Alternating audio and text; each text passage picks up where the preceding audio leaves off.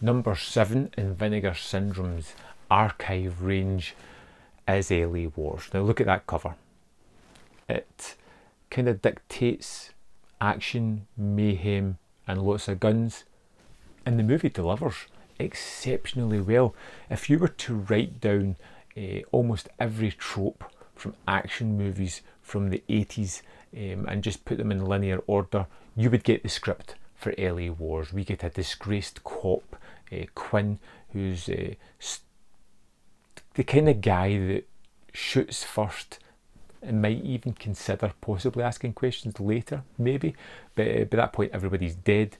He's working in a bar when someone tries to rob it. He, of course,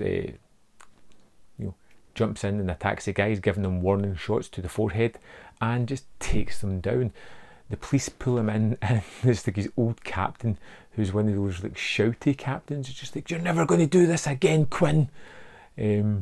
And then just kind of lets him out of the office with a slapped wrist. We've got thrown into this mob war where we've got the Mafia and we've got this insurgent group who are trying to take over the turf of LA, and they're kind of butting heads. And because they are, this new group lay an assault down on the mafioso's boss's daughter, and Quinn just happens to be there, saves her while killing everybody else around, and finds himself in a position of being able to work undercover.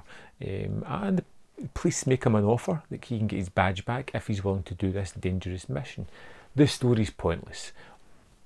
This is all about amazing action, and it's fantastic. The action is so much fun, it's so ridiculous, it's so over the top with explosions and gunshots, and it has that kind of amateurish feel about it. You know, it's one of those sets where you're like, someone could have got seriously hurt doing this. There is hand-to-hand combat that is particularly exciting and actually fairly decently shot. You get Quinn, who's the main character, who is someone that I genuinely kind of like. Had a little bit of charisma about him. His performance wasn't as stilted as I thought it was going to be throughout the movie. It is extremely tropey. It has typical lines that you would expect within these action movies. All the characters are just archetypes of those other characters in various movies.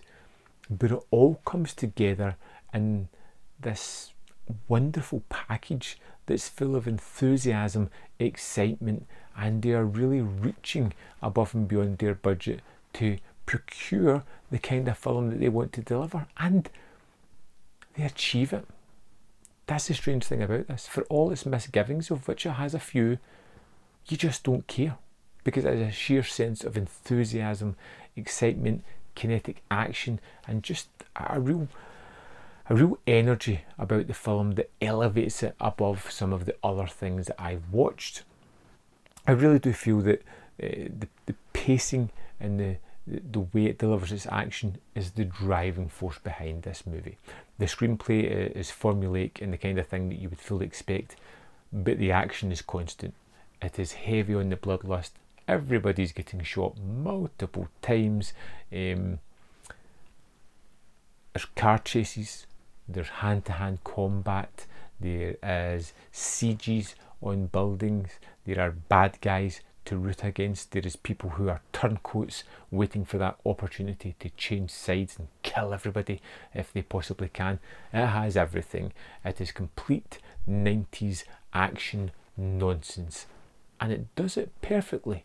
Exactly what you would hope for. This is the kind of movie that I'm so glad exists. You know, it fits perfectly in with that whole late 80s, early 90s excessive action movie that just never quite made sense, but was just 100% entertaining. Well, LA Wars is that kind of movie. I would recommend this one a lot. This is probably my favourite release from the Vinegar Syndrome archive collection so far, because it's just so over the top and some downright entertaining. I'd love to know your thoughts on this movie. Let me know in the comment box below, and I'll see you next time on Man v Film.